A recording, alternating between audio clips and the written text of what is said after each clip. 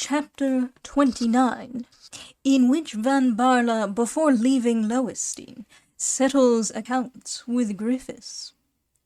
The two remained silent for some minutes, Gryphus on the offensive, and Van Baerle on the defensive.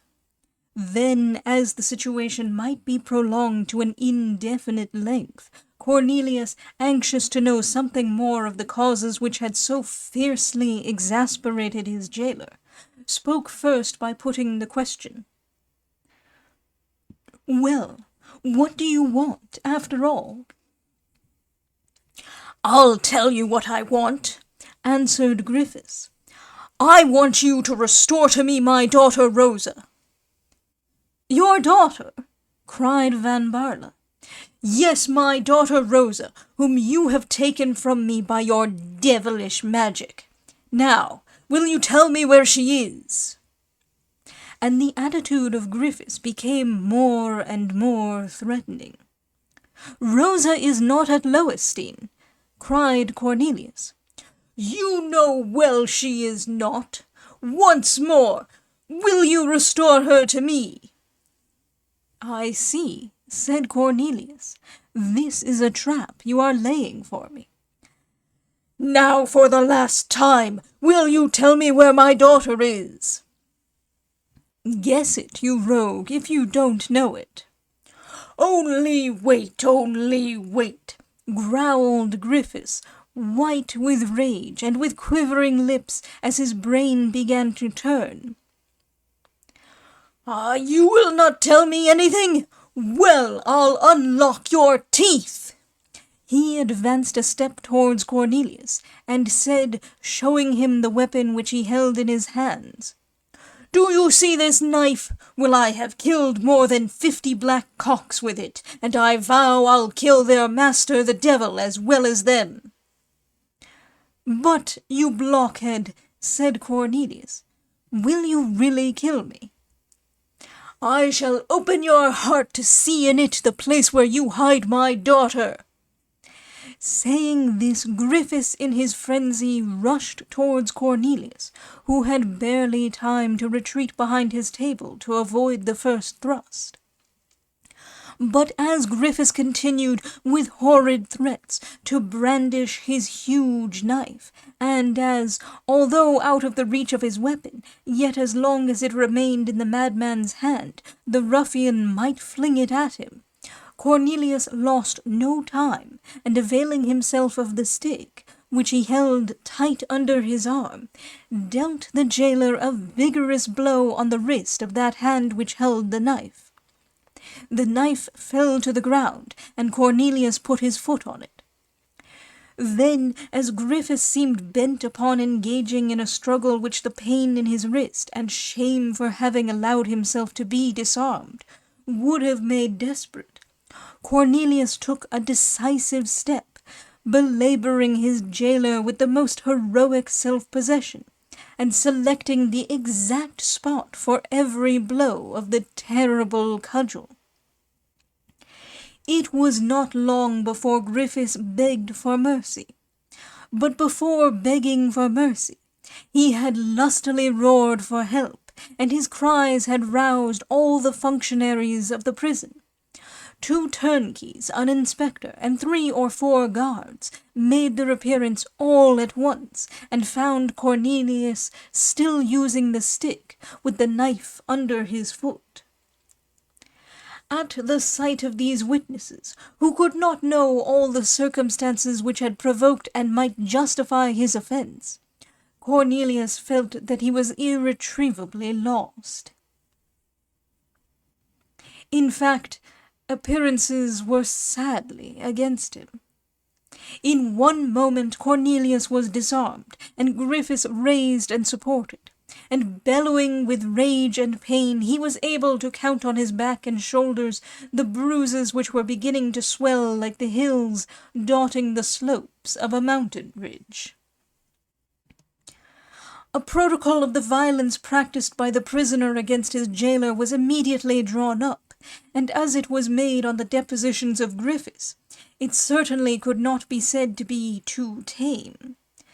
the prisoner being charged with neither more nor less than with an attempt to murder, for a long time premeditated, with open rebellion. Whilst the charge was made out against Cornelius, Gryphus, whose presence was no longer necessary, after having made his depositions, was taken down by his turnkeys to his lodge, groaning and covered with bruises. During this time, the guards who had seized Cornelius busied themselves in charitably informing their prisoner of the usages and customs of Lowenstein, which, however, he knew as well as they did. The regulations had been read to him at the moment of his entering the prison, and certain articles in them remained fixed in his memory. Among other things, they told him that this regulation had been carried out to its full extent in the case of a prisoner named Matthias, who in 1668, that is to say 5 years before, had committed a much less violent act of rebellion than that of which Cornelius was guilty. He had found his soup too hot, and thrown it at the head of the chief turnkey, who, in consequence of this ablution, had been put to the inconvenience of having his skin come off as he wiped his face.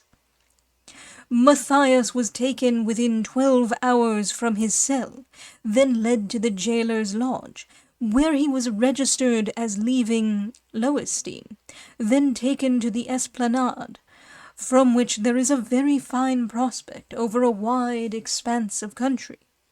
There they fettered his hands, bandaged his eyes, and let him say his prayers.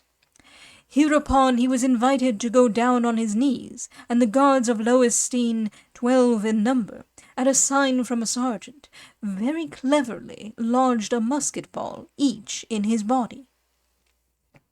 In consequence of this proceeding, Matthias incontinently did then and there die. Cornelius listened with the greatest attention to this delightful recital, and then said, within 12 hours, you say? Yes, the 12th hour had not even struck, if I remember right, said the guard who had told him the story. Thank you, said Cornelius. The guard still had the smile on his face with which he accompanied and, as it were, accentuated his tale, when footsteps and a jingling of spurs were heard ascending the staircase. The guards fell back to allow an officer to pass, who entered the cell of Cornelius at the moment when the clerk of Lowenstein was still making out his report. "Is this number 11?" he asked. "Yes, Captain," answered a non-commissioned officer. "Then this is the cell of the prisoner Cornelius van Baerle." "Exactly, Captain. Where is the prisoner?" "Here I am, sir," answered Cornelius, growing rather pale, notwithstanding all his courage. "You are Dr. Cornelius van Baerle?" asked he, this time addressing the prisoner himself. "Yes, sir." "Then follow me." Oh, said Cornelius, whose heart felt oppressed by the first dread of death. "What quick work they make here in the fortress of Lowenstein, and the rascal talked to me of 12 hours. "What did I tell you?" whispered the communicative guard in the ear of the culprit. "A lie." "How so?" "You promised me 12 hours. Yes, but here comes to you an aide-de-camp of His Highness, even one of his most intimate companions, Van Deken. Zounds, they did not grant such an honor to poor Matthias." Come, said Cornelius, drawing a long breath. "Come, I'll show to these people that an honest burgher, godson of Cornelius de Witt, can without flinching receive as many musket balls as that Matthias." Saying this, he passed proudly before the clerk, who, being interrupted in his work, ventured to say to the officer, But Captain Van Deken, the protocol is not yet finished. It is not worthwhile finishing it, answered the officer. All right, replied the clerk, philosophically putting up his paper and pen into a greasy and well-worn writing case. It was written, thought poor Cornelius, that I should not in this world give my name either to a child, to a flower, or to a book, the three things by which a man's memory is perpetuated. Repressing his melancholy thoughts, he followed the officer with a resolute heart, and carrying his head erect. Cornelius counted the steps which led to the esplanade, regretting that he had not asked the guard how many there were of them, which the man in his official complaisance would not have failed to tell him. What the poor prisoner was most afraid of during this walk, which he considered as leading him to the end of the journey of life, was to see Gryphus and not to see Rosa. What savage satisfaction would glisten in the eyes of the father, and what sorrow dim those of the daughter? How Gryphus would glory in his punishment! Punishment? Rather savage vengeance for an eminently righteous deed, which Cornelius had the satisfaction of having performed as a bounden duty. But Rosa, poor girl, must he die without a glimpse of her, without an opportunity to give her one last kiss, or even to say one last word of farewell? And worst of all, must he die without any intelligence of the black tulip, and regain his consciousness in heaven, with no idea in what direction he should look to find it? In truth, to restrain his tears at such a crisis, the poor wretch's heart must have been encased in more of the eis triplex, the triple brass, than Horace bestows upon the sailor who first visited the terrifying Acroceraunian shoals. In vain did Cornelius look to the right and to the left. He saw no sign either of Rosa or Gryphus. On reaching the esplanade, he bravely looked about for the guards who were to be his executioners, and in reality saw a dozen soldiers assembled. But they were not standing in line or carrying muskets, but talking together so gaily that Cornelius felt almost shocked. All at once Gryphus, limping, staggering, and supporting himself on a crooked stick, came forth from the jailer's lodge. His old eyes, grey as those of a cat, were lit up by a gleam in which all his hatred was concentrated. He then began to pour forth such a torrent of disgusting imprecations against Cornelius, that the latter, addressing the officer, said, "I do not think it very becoming, sir, that I should be thus insulted by this man, especially at a moment like this." "Well, hear me," said the officer, laughing. "It is quite natural that this worthy fellow should bear you a grudge. You seem to have given it him very soundly. But, sir, it was only in self-defence." "Never mind," said the captain, shrugging his shoulders like a true philosopher. "Let him talk. What does it matter to you now?" The cold sweat stood on the brow of Cornelius at this answer, which he looked upon somewhat in the light of brutal irony, especially as coming from an officer of whom he had heard it said that he was attached to the person of the prince.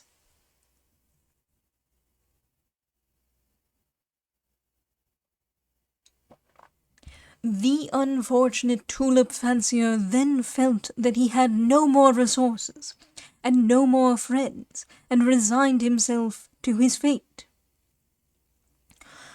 "God's will be done," he muttered, bowing his head. Then, turning towards the officer, who seemed complacently to wait until he had finished his meditations, he asked, Please, sir, tell me now, where am I to go?" The officer pointed to a carriage drawn by 4 horses, which reminded him very strongly of that which, under similar circumstances, had before attracted his attention at Buitenhof. "Enter," said the officer. "Ah," muttered Cornelius to himself, "it seems they are not going to treat me to the honours of the esplanade." He uttered these words loud enough for the chatty guard, who was at his heels, to overhear him.